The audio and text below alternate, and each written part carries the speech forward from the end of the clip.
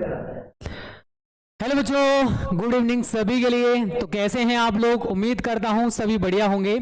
तो आज हम क्या डिस्कस करने वाले हैं भाई? तो फिजिक्स का पेपर जिसके आप लोग बहुत ज्यादा डिमांड कर रहे थे, आज फाइनली बच्चा पार्टी वो डिस्कस करने वाले हैं।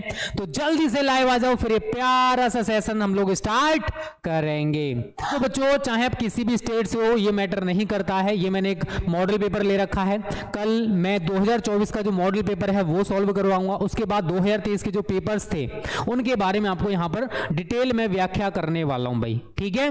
तो सबसे पहले होता है हमारा खंड आ। क्या होता है? खंड आ। और खंड आ में क्या आते हैं? Objective type questions. कितने आते हैं? 6। एक एक नंबर के रहते हैं भाई। तो 6 मार्क्स आपको यहां से मिलेंगे। देखो, पेपर के साथ साथ आपको टाइम मैनेजमेंट भी पता होना चाहिए कि भाई किस क्वेश्चन को हमें कितना टाइम देना है। तो पहला क्वेश्चन है बच्चों, इलेक्ट्रॉन वोल्ट का मान होता है। ये तो सभी बच्चे जानते हो। जो बच्चे इंपॉर्टेंट क्वेश्चन वाली सीरीज देख रहे हैं उसमें भी मैंने आपको बता रखा है कि एक इलेक्ट्रॉन वोल्ट का मान कितना होता है। जिन बच्चों को पता है जल्दी से कमेंट करें भाई कि एक इलेक्ट्रॉन वोल्ट का मान कितना होता है। जल्दी से कमेंट करें भाई, देरी ना करे कोई भी बच्चा। चलिए, तो जिन बच्चों ने भी इसका आंसर भाई बी वाला बताया है ना, उनका आंसर एकदम सही है। एक इलेक्ट्रॉन वोल्ट का जो मान है ना 1.6 × 10⁻⁻19 जूल होता है। और ये किस राशि का मात्रक है? तो मैं आपके साथ डिस्कस कर चुका हूं कि ये ऊर्जा का एक छोटा मात्रक है। क्या है बच्चों? ये ऊर्जा का एक छोटा मात्रक है। नेक्स्ट है, किरचॉफ का धारा नियम किसके संरक्षण को व्यक्त करता है? ऑप्शन है आपके पास ऊर्जा, संवेग, आवेश या द्रव्यमान। तो सभी बच्चे जल्दी से कमेंट करो कि जो किरचॉफ का धारा नियम है ये किसके संरक्षण को व्यक्त करता है। भाई अगर थोड़ा बहुत तैयारी की हो तो आसानी से ऐसे क्वेश्चंस के बेटा आंसर कर सकते हो। किरचॉफ के दोनों नियम मैंने आपको बहुत अच्छे से बता रखे हैं।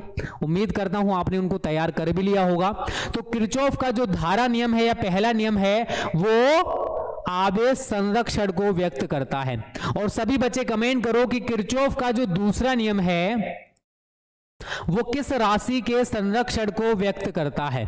सभी बच्चे कमेंट करके बताओ, किरचॉफ का दूसरा नियम किस राशि के संरक्षण को व्यक्त करता है। जल्दी से कमेंट करें भाई जिनको भी पता है। देखते हैं भाई कितना तैयारी आप लोग करके बैठे हो। और लाइक शेयर कर दो भाई जल्दी से जिन्होंने भी ना किया हो। अच्छे बच्चे यार, बातें मान लिया करो। बताओ भाई, किरचॉफ का दूसरा नियम किस राशि के संरक्षण? ये ऊर्जा ऊर्जा ऊर्जा ऊर्जा ऊर्जा। लॉक कर दे भाई ऊर्जा को। चलिए, ज्यादातर बच्चे हमारे पढ़े लिखे हैं, अच्छी बात है भाई। इसका राइट आंसर ऊर्जा है। चलिए अगला क्वेश्चन भाई, कमेंट करें इसका आंसर। वैद्युतशीलता एप्सिलॉन नॉट तथा चुंबकशीलता म्यू नॉट के माध्यम में विद्युत चुंबकीय तरंग का जो वेग है वो कितना होता है? कल याद रखना, कल हम 2024 के लिए जो मॉडल पेपर लागू हुआ है भाई उसको सॉल्व करेंगे।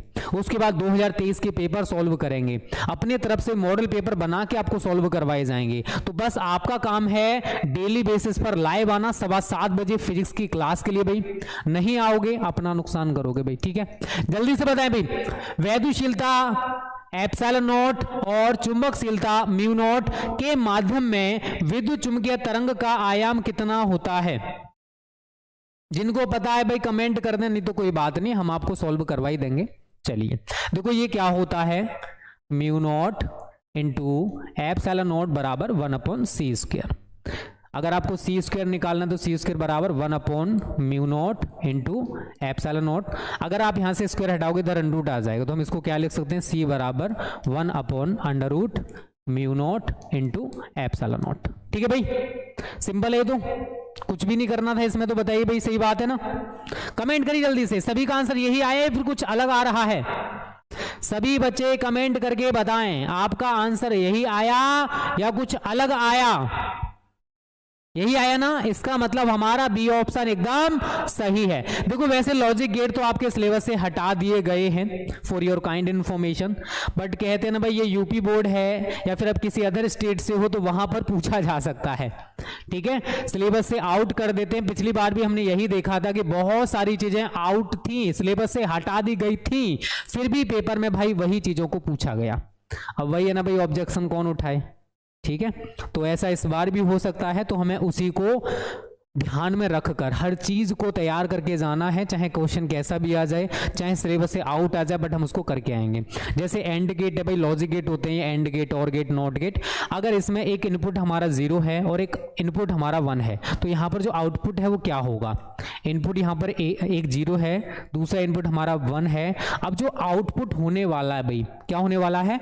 आउटपुट होने वाला है वो क्या होएगा? y is equal to a and b, ऐसे करके इसको लिखा जाता है फॉर योर काइंड इन्फॉर्मेशन।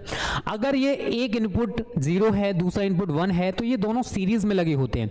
अगर ये 0 रिप्रेजेंट करता है ऑफ को, ये रिप्रेजेंट करता है ऑन को। अगर सीरीज में है, एक ऑफ है एक ऑन है, तो भाई आगे तक धारा जाएगी? नहीं जाएगी। तो यहां पर जो हमारा आउटपुट रहता है ना, वो 0 रहता है।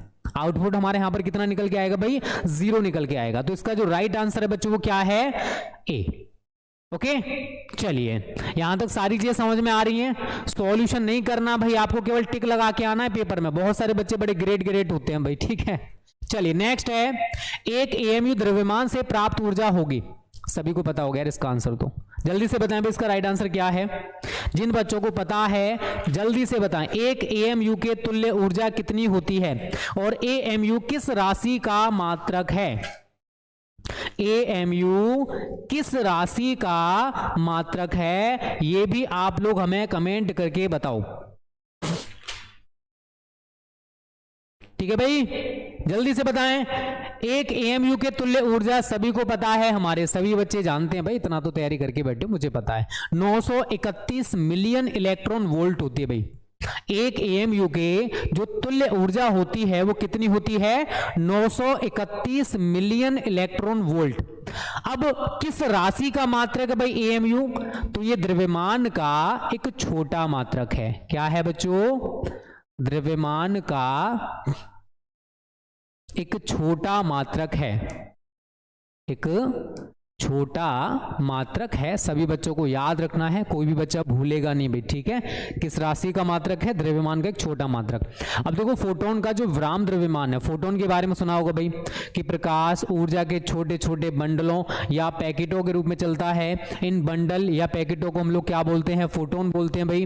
और फोटोन के पास जो विराम द्रव्यमान होता है, या फोटोन का जो विराम द्रव्यमान होता है ना, वो 0 होता है।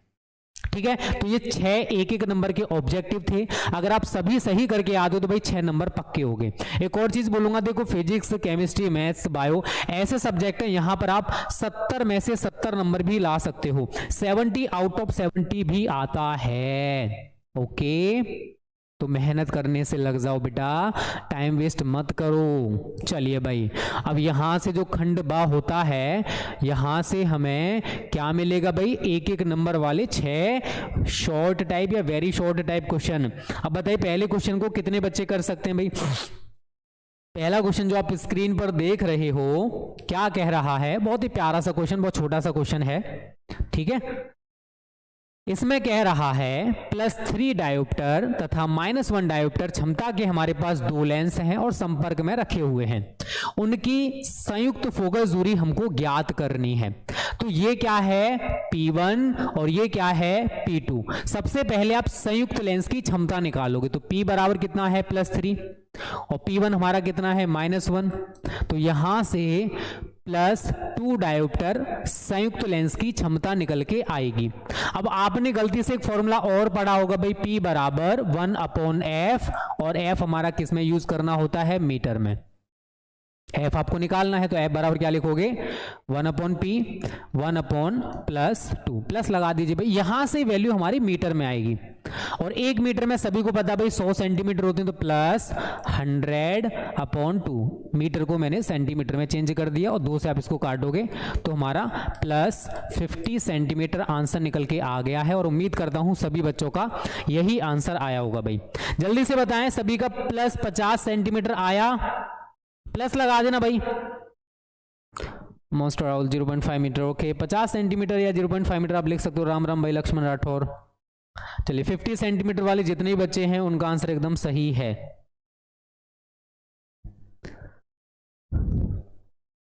अंशु यादव, मेहनत करने के ऊपर डिपेंड करता है, ठीक है। हमने 70 में से 70 नंबर बहुत सारे बच्चों को दिलाए हैं। अब तुम गधे हो तो इसका मतलब ये थोड़ी ना भाई कि तुम्हारे आएंगे, तुम तो उसी कैटेगरी में रहोगे ना। अगर मेहनत करते तो शायद ऐसा ना बोलते, खुद के ऊपर कॉन्फिडेंस ही नहीं है तुमको, तो भाई तुम्हारी हालत तो बहुत गंभीर है। चलिए, लेंज का नियम किस भौतिक राशि के संरक्षण पर आधारित है? तो देखो, फैराडे के विद्युत चुंबकीय प्रेरण के दो नियम हैं। पहला नियम न्यूमैन का नियम कहलाता है और दूसरा नियम लेंज का नियम कहलाता है। और जो पहला नियम है E = delta phi B upon delta T है कि किसी कुंडलीय परिपथ में उत्पन्न प्रेरित वैद्युत वाहक बल चुंबकीय फ्लक्स परिवर्तन की ऋणात्मक दर के बराबर होता है। ये कौन कहता है भाई? ये फैराडे का फर्स्ट लॉ कहता है। और जो दूसरा नियम है भाई, कौन सा नियम? दूसरा नियम। अब वो दूसरा नियम क्या है बच्चों? कि किसी कुंडलीय परिपथ में प्रेरित विद्युत वाहक बल या प्रेरित धारा की दिशा सदैव ऐसी होती है कि यह उस कारण का विरोध करती है जिससे कि उसको उत्पन्न किया गया है। ठीक है, ये हमारा लेंज का नियम है। और किस भौतिक राशि के संरक्षण पर आधारित है? तो शायद सभी को पता होगा भाई, ऊर्जा। किस राशि के संरक्षण पर आधारित है? ये ऊर्जा। तो ये भी आप लोगों को याद रखना है कि जो दूसरा नियम है फैराडे का, या फिर हम जिसको लेंज का नियम कहते हैं, वो किस राशि के संरक्षण पर आधारित है? तो कौन सा है भाई? ऊर्जा संरक्षण। ग है वैद्युत चुंबकीय स्पेक्ट्रम जो होता है उसमें सबसे छोटी एवं सबसे बड़ी तरंग दैर्घ्य की तरंगों के नाम लिखने हैं। तो सबसे छोटी तरंग दैर्घ्य की तरंग का नाम क्या भाई?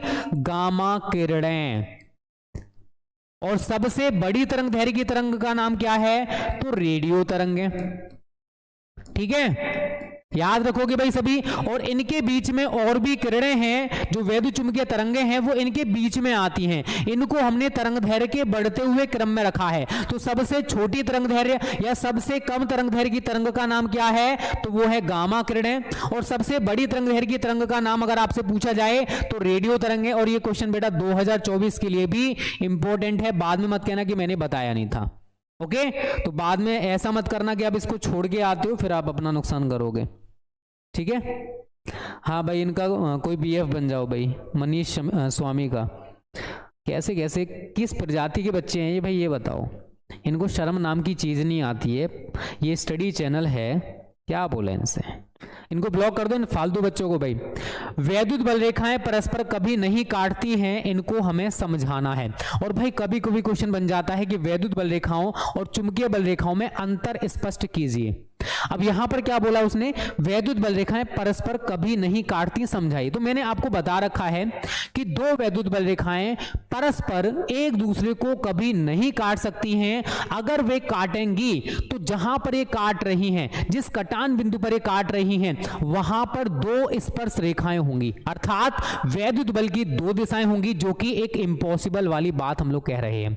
ठीक है, और एक क्वेश्चन बनता है कि वैद्युत बल रेखाओं और चुंबकीय बल रेखाओं में अंतर स्पष्ट कीजिए।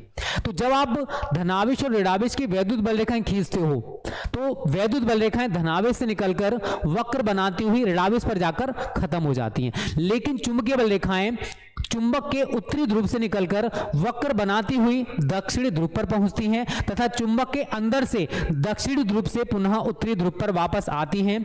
इस प्रकार चुंबकीय बल रेखाएं एक बंद वक्र बनाती हैं। तो वैद्युत बल रेखाएं एक बंद वक्र नहीं बनाती, लेकिन चुंबकीय बल रेखाएं एक बंद वक्र बनाती हैं। याद रखोगे भाई ये क्वेश्चंस? ठीक है, तो जो मैंने बताया ना क्वेश्चन, वैद्युत बल रेखाओं और चुंबकीय बल रेखाओं में अंतर स्पष्ट कीजिए भाई, ये भी क्वेश्चन आ सकता है फॉर 2024। बट देखो जितने भी क्वेश्चंस इंपॉर्टेंट है वो सारे हम लोग कराने की कोशिश कर रहे हैं। बस आप लोग एक ही चीज बोलूंगा, बेटा मेहनत करना स्टार्ट कर दो। दीपक डॉक्टर फ्यूचर भाई ये पेपर चल रहा है, और अगर मैं इस वाले की बात करूँ चैप्टर 1 है। ठीक है, ये वाला आपका चैप्टर नंबर अगर आपने पढ़ रखा तो बहुत अच्छी बात है। विद्युत चुंबकीय तरंग, विद्युत चुंबकीय विकिरण वाला नहीं पढ़ा तो कोई बात नहीं भाई। ठीक है, लेंज करनी भी हमारी उसी के विद्युत चुंबकीय तरंगे वाला चैप्टर नंबर 8 है हमारा ये। चलिए, 50 ओम प्रतिरोध के धात्विक तार को खींचकर उसकी लंबाई दोगुनी। देखो मैंने कल भी, जो बच्चे कल वाले सेशन में लाइव थे उनको बता रखा था भाई, यहाँ पर दोगुनी है, दोगुनी की जगह 3 गुनी हो सकता है, 1/3 बोल सकता है, 1/4 बोल सकता है, 5 गुनी बोल सकता है। वो क्वेश्चन के ऊपर डिपेंड करेगा कि उसने बोला क्या है, बट तरीका सभी का एक ही रहने वाला है, R ∝ n²। बस ये वाला फॉर्मूला आप लोग अप्लाई कर देना। तो यहां पर आप कैसे करोगे इसको, तो R1 अपॉन R2 बराबर, पहले लंबाई आप इसकी L मान रहे हो तो L स्क्वायर हो गया, बाद में इसने बोला 2L, मतलब 2 नहीं करा भाई 2L हो गया, तो यहां पर आप इसको 4L स्क्वायर लिख सकते हो। R1 आपको कितना दे रखा है इसने 50 बटे R2 बराबर 1/4, क्रॉस मल्टीपल कर दोगे तो R2 का जो मान है ना 50 गुणा 4 200 ओम निकल के आ जाएगा। ठीक है, तो ऐसे क्वेश्चन बेटा आते हैं तो बाद में मत कहना कि सर आपने बताए नहीं थे या कराए नहीं थे। ठीक है, थोड़ी मेहनत करना स्टार्ट कर दो, बिकॉज टाइम आपके पास बहुत कम बचा है, इतना ही मैं आपसे बोल सकता हूं भाई। और जो बच्चे नए हैं वीडियो को लाइक शेयर कर दिया करो भाई। लॉरेंज बल क्या है, कितने बच्चों को पता है भाई लॉरेंज बल के बारे में, और इसके लिए व्यंजक भी हमको लिखना है। तो सभी बच्चे कमेंट करके बताओ लॉरेंज बल, कितने बच्चे जानते हैं लॉरेंज बल के बारे में। 200 ओम वाले जितने बच्चे हैं उनका आंसर भाई सही है। हाँ, मैंने कल ही बताया था, जो बच्चे कल लाइव थे कल वाले सेशन में मैंने इसको डिस्कस कर रखा है। ठीक है ना, चलिए बताइए भाई। हाँ 200 ओम भाई सही है एकदम। भानु सारस्वत, ऋतिक चेयरमैन जी, सर ब्लर हो रहा है। नहीं यार ब्लर तो आई थिंक नहीं होना चाहिए, जस्ट अ मिनट, मैं फिर भी एक बार चेक कर ले रहा हूँ। मैं इसको कर दे रहा हूँ अगर ब्लर हो रहा है तो। ठीक है, अब क्लियर हो गया होगा, अगर 1% ब्लर हो रहा होगा तो। ओके चलिए भाई बताइए बच्चों लॉरेंज बल क्या है। तो देखो मैंने आपको बता रखा है कि अगर कोई आवेशित कण किसी ऐसे क्षेत्र में गति कर रहा है जहां वैद्युत एवं चुंबकीय क्षेत्र दोनों उपस्थित हैं, वहां पर वैद्युत क्षेत्र भी उपस्थित है और चुंबकीय क्षेत्र भी उपस्थित है, तब उस आवेशित कण पर जो बल कार्य करेगा ना भाई उसको लॉरेंज बल कहा जाता है।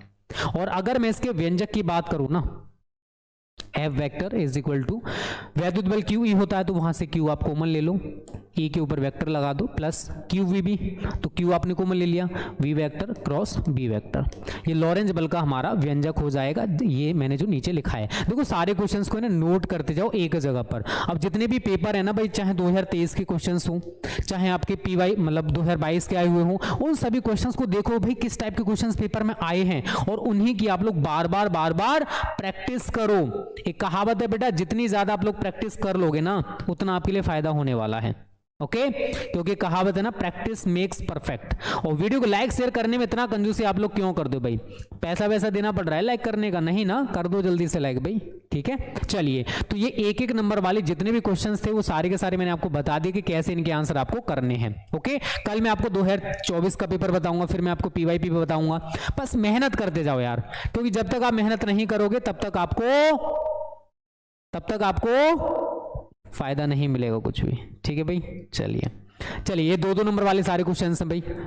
खंड तीसरे का क ख ग घ, ये 2-2 नंबर वाले, मतलब 4 क्वेश्चन आपको यहाँ देखने को मिल रहे हैं। तो 4 × 2 बराबर 8 मार्क्स आपको यहाँ से मिलेंगे। ठीक है, चलिए देखो अभी हम जो न्यूमेरिकल की सीरीज डिस्कस कर रहे हैं उसमें आपका यही चैप्टर चल रहा है न्यूमेरिकल्स के लिए, अगर आपको पता है तो।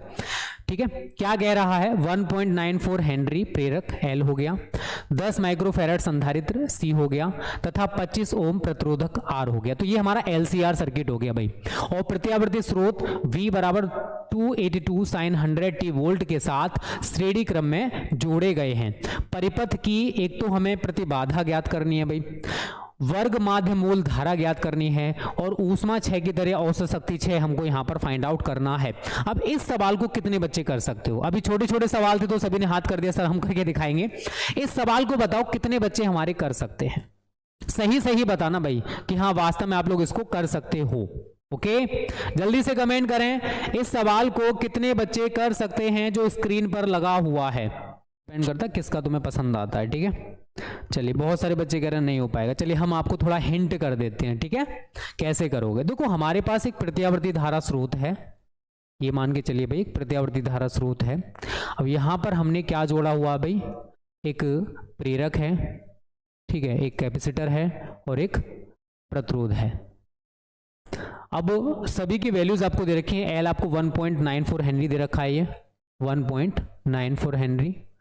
जो C है आपके पास वो 10 माइक्रोफैरड और ये 25 ओम है। और नीचे इक्वेशन एक दे रखा V बराबर 282 sin 100t, V बराबर 282 sin 100t। पहले में जो दे रखा है हमने वो सारी चीजें यहां पर लिख ली हैं। ठीक है भाई, यही सारी चीजें थी। जो बच्चे कर सकते हैं वो ट्राई करें, जो बच्चे कर सकते हैं वो ट्राई करें, ठीक है। अब देखो आपको क्या क्या दे रखा है, एल दे रखा है 1.94 हेनरी, सी कितना है 10 माइक्रो फैरड, आप इसको फैरड में चेंज कर दो तो 10 इंटू 10⁻⁻6 फैरड, या फिर आप एक पावर कम कर दो कि एक जीरो की वजह से, तो 1 इंटू 10⁻5 फैरड। उसके बाद आर आपको दे रखा है इसने 25 ओम, कितना दे रखा 25 ओम। उसके बाद देखो V बराबर 282 साइन 100t, तो इससे आप इक्वेशन 1 बना दो, और एक इक्वेशन आपने पढ़ी होगी V बराबर V0 साइन ओमेगा टी, इसको आप इक्वेशन 2 बना दो। दोनों की अगर आप तुलना करते हो, तुलना करने पर, ठीक है, V0 कितना आ जाएगा आपके पास 282 वोल्ट, ओमेगा कितना आ जाएगा 100 रेडियन पर सेकेंड, 100 रेडियन पर सेकंड हमारे पास ओमेगा आ गया, ठीक है भाई। तो सबसे पहले आप क्या करोगे बेटा, यहां से एक्सएल और एक्सी निकालो, क्योंकि परिपथ की प्रतिबाधा एलसीआर के लिए क्या होता है, जेड बराबर अंडर के अंदर आर स्क्वायर प्लस एक्सएल, और ये वाला चिन्ह मतलब एक्सएल और एक्सी में जो भी बड़ा हो उसमें से आप बड़े में से छोटे को घटाओगे तब मैं ये चिन्ह लगाते हो। एक्सी बड़ा हो सकता है, एक्सएल बड़ा हो सकता है, वो आपके ऊपर डिपेंड करेगा जब आप सॉल्व करोगे से। तो एक्सएल हम कैसे निकालते हैं, एक्सएल बराबर ओमेगा एल होता है और एक्सी बराबर 1/ओमेगा-c होता है। अब देखो आप ये मत कहना सर पूरा सॉल्व करा दो भाई, ठीक है, टाइम बहुत चला जाएगा। ओमेगा आपको दे रखा भाई ये रहा, एल आपको दे रखा भाई ये रहा, ठीक है, ओमेगा ये रहा और सी ये रहा। वो एक्सएल और एक्सी के मान आप लोग निकाल लोगे। आर आपको यहां पर ये दे रखा है, कैलकुलेशन करनी है मेरे दोस्त, क्या करनी है, केवल कैलकुलेशन, और परिपथ की प्रतिबाधा हमारे पास निकल के आ जाएगी। हो गया ना, खत्म। उसके बाद IRMS, देखो V/I बराबर R होता है, यहां पर Z होगा क्योंकि LCR सर्किट है, तो ये आप VRMS कर दो और ये आप IRMS कर दो। तो VRMS, अगर IRMS आपको निकालना है तो IRMS बराबर क्या हो जाएगा भाई, Z को इधर ले आओ, तो VRMS अपॉन Z। अब देखो VRMS आप कैसे निकालोगे बच्चा, तो VRMS आपने क्या पढ़ रखा है, VRMS बराबर आपने पढ़ा है V0 अपॉन √2। V0 कहाँ है, ये रहा, √2 से डिवाइड कर दोगे तो आपका VRMS निकल के आ जाएगा। यहां पर आप VRMS लगाओगे और यहां पर Z लगाओगे, इसको कैलकुलेट करोगे तो आपकी प्रत्यावर्ती धारा का वर्ग माध्य मूल मान निकल के आ जाएगा। तो यहां से हम क्या निकालेंगे बच्चों, परिपथ की प्रतिबाधा, और यहां से हम लोगों ने क्या निकाल लिया, प्रत्यावर्ती धारा का वर्ग माध्य मूल मान। जल्दी से बताओ भाई, इतना हो गया सभी का, इतना कर लिया। एक और चीज हमसे पूछी थी पी बार, तो यार पी बार बराबर औसत शक्ति 6 VRMS इंटू IRMS कर सकते हो, VRMS into IRMS into cos phi करोगे तो आप cos फाई करके शक्ति गुणांक निकाल लें तो आपका पी बार निकल के आ जाएगा। बस इतना सा बहुत है, आगे आप लोग कर लोगे, ठीक है भाई। खा है संधारित्र किसे कहते हैं और धारिता की परिभाषा लिखिए। अगर आपको ये नहीं आता तो अथवा करके आपको एक न्यूमेरिकल दे रखा है, 10 माइक्रोफैरड धारिता है सी, एक संधारित्र का जो विभवांतर पहले 100 था बाद में 200 कर दिया, तो उसकी ऊर्जा में हुई वृद्धि की गणना करनी है। तो दोनों में से आपको जो भी आता है वो कर सकते हो। संधारित्र किसे कहते हैं, तो मैंने देखो जब आपको चैप्टर 2 के इंपॉर्टेंट क्वेश्चन पढ़ाए थे बेटा, तब आपको एक्सप्लेन किया था कि संधारित्र ऐसे दो चालकों का युग्म है जिन पर बराबर तथा विपरीत आवेश हो तथा एक दूसरे से अल्प दूरी पर स्थित हो, तो इस संरचना को हम संधारित्र या कैपेसिटर कहते हैं। ये जो मैंने बना रखा है कैपेसिटर है, जिसमें एक प्लेट को हमने प्लस क्यू आवेश दे रखा है और जो दूसरी प्लेट है उसको हमने अर्थ से या पृथ्वी से जोड़ दिया है। तो डेफिनेशन में आप यहां पर क्या लिखोगे कि संधारित्र ऐसे दो चालकों का युग्म है, युग्म का मतलब जोड़ा, जिन पर बराबर तथा विपरीत आवेश हो तथा एक दूसरे से अल्प। अब देखो प्लस माइनस अगर आपने ज्यादा पास कर दिया, दोनों प्लेटें एक दूसरे से चिपक जाएंगी, तो वो कम से कम डिस्टेंस हमें यहां पर मेंटेन रखना है कि दोनों प्लेटें एक दूसरे से चिपकनी नहीं चाहिए, ठीक है। फिर आती है धारिता की परिभाषा। देखो धारिता की परिभाषा C बराबर Q/V। संधारित्र की धारिता, संधारित्र की किसी एक प्लेट को दिए गए आवेश एवं प्लेटों के बीच उत्पन्न विभवांतर के अनुपात को कहते हैं। बस बन गई डेफिनेशन। तो हर चीज को रटो मत यार, कुछ चीजों को बनाना सीखो। कितना रटोगे यार, फिजिक्स बहुत सारा है, हर चीज को आप रट नहीं सकते हो, ठीक है। तो संधारित्र किसे कहते हैं? तो संधारित्र ऐसे दो चालकों का युग्म है जिन पर बराबर तथा विपरीत आवेश हो और एक दूसरे से अल्प दूरी पर हो। ज्यादा दूरी मत कर देना भाई, अल्प दूरी है, कम से कम दूरी होनी चाहिए कि दोनों प्लेटें एक दूसरे से चिपक ना पाए, ठीक है। संधारित्र की धारिता किसे कहते हैं? तो संधारित्र की किसी एक प्लेट को दिए गए आवेश एवं प्लेटों के बीच उत्पन्न विभवांतर के अनुपात को संधारित्र की धारिता कहते हैं। ये तो भाई ये हो गया। अगर हम न्यूमेरिकल पर आते हैं तो भाई 10 माइक्रोफैरड है, आप इसको फैरड में चेंज कर दोगे। एक माइक्रो का मतलब 10 की पावर -6 होता है, तो 10 गुणा 10 की पावर -6 फैरड। 1 0 से एक पावर कम कर दोगे तो 1 × 10 की पावर -5 फैरड। देखो U बराबर सभी ने पढ़ा हुआ हाफ CV स्क्वायर, तो U1 बराबर 1/2 CV1 स्क्वायर हो गया और U2 बराबर 1/2 CV2 स्क्वायर हो गया, ठीक है भाई। ऊर्जा में वृद्धि की गणना, U2 में से U1 घटा दोगे, U बराबर U2 - U1। अब केवल कैलकुलेशन करनी है भाई, आपका आंसर निकल के आ जाएगा। सारी चीजें हमने ऊपर दे रखी है। बताओ बच्चों, कर लोगे? मेरे को आंसर कमेंट करो, इसका कितना आ रहा है, इस न्यूमेरिकल का आंसर कितना आ रहा है। सभी बच्चे जल्दी से मुझे कमेंट करके बताएं कि भाई इसका आंसर फाइनली क्या आया है। अभी देखो 200+ बच्चों ने लाइक नहीं किया। बहुत बेकार बच्चे हमारे इस बार के यार, वास्तव में बहुत बेकार बच्चे मिले हमको, पता नहीं क्यों इतने गंदे बच्चे हमें आज तक नहीं मिले। अच्छे बच्चे हो ना, बनना चाहते हो, नहीं हो तो लाइक कर दो जल्दी से, ठीक है। चलिए भाई जल्दी से बताओ इसका आंसर कितना आ रहा है सभी बच्चों का। न्यूमेरिकल है यार, इतना टाइम लगाओगे? ऐसे पेपर कर पाओगे आप पूरा? फिर ये बताओ भाई, ऐसे अगर आप इतना टाइम इसको दोगे तो पेपर नहीं होने वाला भाई, ठीक है। इस चीज को भी याद रखना। चलिए कर लेना, जो भी आंसर आता है आप लोग कमेंट करके बता सकते हो भाई, ठीक है। अगर कर सकते हो तो अच्छी बात है, नहीं कर सकते हो कोई बात नहीं भाई।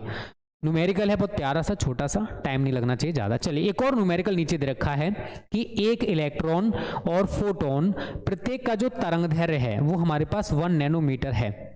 इनका संवेग और फोटोन की ऊर्जा हमको ज्ञात करनी है। चलिए भाई मैं थोड़ा सा हिंट कर देना उसको कैसे आप लोग कर सकते हो।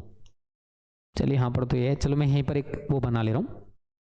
एक इलेक्ट्रॉन है, इनका संवेग आपको दे रखा है दोनों का, λ1 बराबर λ2 बराबर 1 नैनोमीटर। नैनो का मतलब क्या होता है? 10 की पावर -9, तो 1 × 10 की पावर -9 मीटर, ठीक है। यही हमारा इलेक्ट्रॉन का संवेग है और यही हमारा फोटोन का संवेग है। सबसे पहले उसने हमसे क्या पूछा भाई, सॉरी तरंगदैर्घ्य है दोनों का, ठीक है, 1 नैनोमीटर, तो मैंने मीटर में चेंज कर दिया। अब इनका संवेग, दोनों का हमें संवेग निकालना है। तो देखो लैम्डा बराबर h/p सभी ने पढ़ा होगा, या P बराबर हम क्या कर सकते हैं इसको h/λ। तो P1 बराबर h/λ1 और सेम अगर आप P2 निकालो तो P2 बराबर h/λ2। सारी चीजें सिमिलर हैं तो भाई P1 और P2 सेम ही निकल के आएंगे। h का मान 6.6 × 10 की पावर -34 होता है। λ1 आपके पास ये रहा 1 × 10 की पावर -9, कैलकुलेशन कर लोगे P1 आ जाएगा। P2 भी सेम आएगा 6.6 × 10 की पावर -34 बटे λ2 1 × 10 की पावर -9, ठीक है। तो क्या करना है, केवल छोटी सी कैलकुलेशन, सिमिलर आंसर निकल के आएगा। फिर उसने एक और चीज हमसे पूछी है, फोटोन की ऊर्जा। देखो फोटोन की ऊर्जा का आपने एक फॉर्मूला पढ़ा होगा, E बराबर hc/λ या h न्यू, तो hc/λ, h 6.6 × 10 की पावर -34, c 3 × 10 की पावर 8 और लैम्डा हमारे पास ये रहा 1 × 10 की पावर -9। आगे क्या करना बच्चों, केवल कैलकुलेशन करनी है और आपका आंसर निकल के आ जाएगा। देखो पूरा हिंट मैंने कर दिया है। ऐसे सवाल बेटा पेपर में आपको देखने को मिलेंगे, तो बाद में आप ये मत कहना सर हम छोड़ के आ गए थे, सर आपने तो बताया था, सर ये सर वो, फिर बेटा कोई बहाना बनाने से काम नहीं चलने वाला है। ओके, तो जल्दी से बताओ आगे कर लोगे इसको सभी बच्चे, और जल्दी से यार हमारा प्रपोर्शनल नाभिक का स्थायित्व। तो अगर अत्यधिक स्थायी नाभिक वाला तत्व है तो उसकी बाइंडिंग एनर्जी ज्यादा होगी। नाभिक का स्थायित्व, तो वह बाह्यतम ऊर्जा जो नाभिक में न्यूक्लियनों का मतलब प्रोटॉन प्लस न्यूट्रॉन, न्यूक्लियनों को अलग अलग करने के लिए आवश्यक होती है, नाभिक की बंधन ऊर्जा कहलाती है। और नाभिक की बंधन ऊर्जा नाभिक के स्थायित्व के अनुक्रमानुपाती होती है। नाभिक जितना ज्यादा स्थायी होगा उसकी बंधन ऊर्जा उतनी ही ज्यादा होगी। तो बेटा ये 2-2 नंबर वाले सारे क्वेश्चंस थे। बहुत सारे क्वेश्चंस आप लोग कर पा रहे थे, बहुत सारे क्वेश्चंस आप लोग नहीं कर पाए। It's not good for you, but मेहनत करोगे बेटा सारे क्वेश्चंस आप जवाब दे पाओगे, बस थोड़ी सी मेहनत करना स्टार्ट कर दो। चलिए भाई आगे जो क्वेश्चंस हैं वो 3-3 नंबर वाले हैं। भाई अब ये 3-3 नंबर वाले क्वेश्चन हैं। ये कह रहा है दो बिंदुओं के बीच विभवांतर ये दे रखा है 60 वोल्ट, एक बिंदु से दूसरे बिंदु तक 3 × 10⁻⁵ कूलाम आवेश को ले जाने पर कितना कार्य करना होगा। ठीक है, सभी बच्चे कर सकते हैं इसको, जल्दी से बताएं इसका आंसर क्या आ रहा है। V ये रहा आपके पास, Q ये रहा, क्या निकालना है कार्य, और W बराबर क्या पढ़े हो Q × V। जल्दी से कमेंट करें सभी बच्चे भाई इसका आंसर क्या आ रहा है सभी का। अरे सीधा सीधा कर दो यार, Q कितना रखा ये रहा 3 × 10⁻⁵ लगा दो गुणा 60 का मल्टीपल इसमें करोगे तो 180 × 10⁻⁵ जूल, इतना लिख दो, नहीं तो पॉइंट यहाँ लगा दो, 2 पावर कम कर दो, 1.8 × 10⁻³ जूल। बस खत्म कहानी यार, इतना सा आपको इसमें करना था। वृत्ताकार धारावाही लूप के केंद्र पर चुंबकीय क्षेत्र की तीव्रता का व्यंजक हमको स्थापित करना, और जो डेरिवेशन की सीरीज चल रही है उसमें आपको कराया जाएगा आई थिंक। ठीक है, उस सीरीज को भी देखते रहो। देखो आपके लिए न्यूमेरिकल्स की सीरीज चल रही है, जो बच्चे नए हैं फिजिक्स के न्यूमेरिकल्स की सीरीज चैप्टर 1 से स्टार्ट की है। फिजिक्स के वेरी शॉर्ट टाइप ऑब्जेक्टिव इसकी सीरीज भी चैप्टर 1 से स्टार्ट की है। फिजिक्स के डेरिवेशन की सीरीज भी चैप्टर 1 से स्टार्ट की है। तो अगर आप ये सीरीज देखते हो भाई तो आपको जितना फायदा होगा उसकी आप कल्पना नहीं कर सकते हो। सीरीज भी देखना शुरू कर दो बेटा रेगुलर बेसिस पे। 7:15 बजे अगर चाहते हो फिजिक्स में 70 में से 70 लाना, 7:15 बजे बिना देरी के आ जाए करो स्मार्ट स्टडी क्लासेस चैनल पर। फ्री ऑफ कॉस्ट आपके लिए क्लासेस हम लोग कुछ प्रोवाइड कर रहे हैं, तो भाई इनका फायदा उठा लो। ठीक है, तो बी बराबर हमारा क्या है अगर आपको पता है तो अच्छी बात है, μ0I/2a। वृत्ताकार धारावाही लूप के केंद्र पर चुंबकीय क्षेत्र का व्यंजक ये है, और अगर यहां पर कुंडली होती तो बी बराबर μ0Ni/2a। ठीक है, तो यहां पर हमें पूरा व्यंजक स्थापित करना है। अगला क्वेश्चन बेटा, अन्योन्य प्रेरण गुणांक की परिभाषा एवं मात्रक लिखिए। मात्रक तो सभी को पता है हेनरी होता है इसका, और देखो डेफिनेशन में कई तरीके से इसकी बनवाता हूं। N2/2 बराबर Mi1, इससे आप बना सकते हो। यदि I1 = 1 हो तो N2/2 बराबर M। दो कुंडलियों के बीच अन्योन्य प्रेरण गुणांक किसी एक कुंडली में चुंबकीय फ्लक्स ग्रंथिताओं की संख्या के बराबर होता है, जबकि दूसरी कुंडली में प्रवाहित धारा एकांक हो। बहुत इंपॉर्टेंट है भाई, एग्जाम में पूछा जाएगा तो आप इसको तैयार करके जरूर जाना। स्किप करके जाओगे तो बेटा पेपर में आते टाइम फिर आपको दिक्कत कर जाएगा। ठीक है भाई, उसके बाद संपर्क में रखे दो पतले लेंसों की संयुक्त फोकस। ये सारे डेरिवेशन आपको डेरिवेशन की सीरीज में कराए जाएंगे, उस सीरीज को देखते रहो। कल वही डेरिवेशन की सीरीज का नेक्स्ट पार्ट आने वाला है। अगर आप वो देख लेते हो ना तो 20 से 25 नंबर आपके भी झोले में आने वाले हैं। 20 से 25 नंबर के डेरिवेशन आते हैं। ठीक है, 20 से 25 नंबर के न्यूमेरिकल्स आते हैं। तो फिर आप क्या सोच रहे हो भाई, ये सीरीज तो आपके लिए बहुत ज्यादा जरूरी है। अब भी समय बर्बाद करते रहो बेटा, दोबारा से समय लौट के नहीं आएगा, इस चीज को भी याद रखना। तो भाई इसका जो व्यंजक है 1/F बराबर 1/F1 प्लस 1/F2, अगर दोनों लेंस उत्तल हैं तो ये निकल के आता है। ठीक है, हाइगेंस के द्वितीयक तरंगिकाओं के सिद्धांत के आधार पर प्रकाश के परावर्तन की और अपवर्तन की व्याख्या, ये 2024 में भी आपसे पूछे जा सकते हैं भाई। इनको आप लोग अच्छे तरीके से तैयार कर लेना, क्योंकि ऑप्टिक्स जो है बेटा सबसे ज्यादा नंबर की पूछे जाने वाली यूनिट है, आप सभी को इतना तो पता होगा। चलिए भाई नेक्स्ट, ये भी जितने भी क्वेश्चंस आप देख रहे हो ना भाई, ये वाले भी ये आपको 3-3 नंबर में देखने को मिलेंगे। ये सभी 3-3 नंबर के क्वेश्चंस हैं, और ये भी 3-3। और एक ही चीज बोलूंगा बेटा, पेपर थोड़ा बड़ा आता है, अगर आप इसको देखकर अंदाजा लगा लो पेपर थोड़ा बड़ा रहता है, तो आपको उसी हिसाब से पेपर को सॉल्व करने में अपना टाइम लगाना है। ये नहीं कि भाई 1 नंबर का सवाल है उसमें टाइम आप वेस्ट करते जा रहे हो, ऐसा आप लोगों को बिल्कुल भी नहीं करना है। ओके, जितने नंबर का क्वेश्चन है उसी हिसाब से आपको उसके लिए टाइम देना है। अब जैसे यहां पर कह रहा है निलंबित चल कुंडली धारा मापी का सिद्धांत लिखना है और उसकी धारा सुग्राहिता का व्यंजक ज्ञात करना है। यहां पर केवल सिद्धांत लिखना है। अब ये मत करना कि आप इसका डायग्राम बनाते हो, उसकी संरचना का विवरण करते हो, फिर आप उसकी धारा सुग्राहिता का व्यंजक, फिर बेटा 5 नंबर वाला क्वेश्चन हो जाता है। क्या पूछा उसने?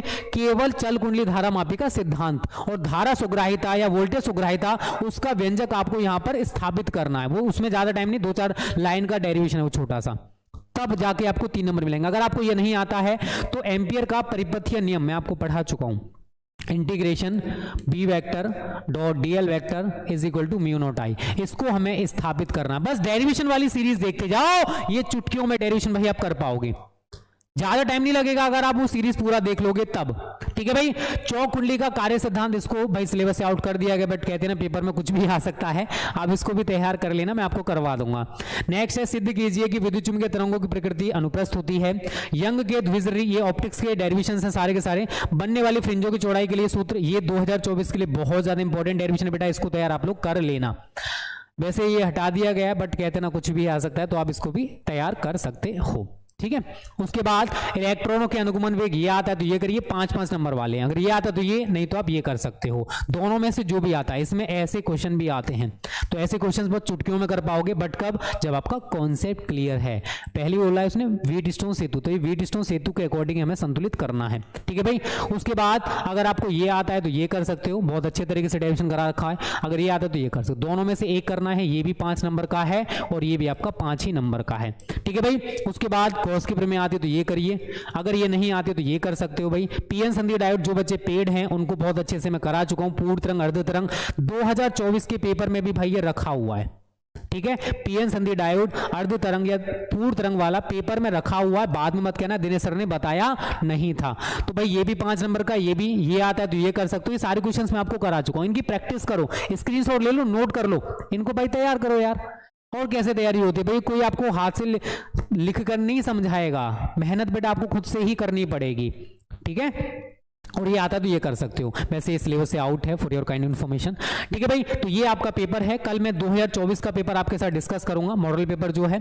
सभी बच्चे देखो रेगुलर बेसिस पे जुड़े रहो, या फिर इसकी जगह डेरिवेशन की क्लास हो सकती है, कल डेरिवेशन करा देंगे भाई आपको। ठीक है। फिर बाद में आपको ये करा दिया जाएगा, उसकी टेंशन ना लो। देखो बहुत सारी चीजें हैं जो हमें खत्म करनी है, चैप्टर वाइज महत्वपूर्ण प्रश्न भी कराने इसी मंथ में के एंड तक। डेरिवेशन हमारा टारगेट है, डेरिवेशन का सीरीज भी इसी मंथ एंड हो।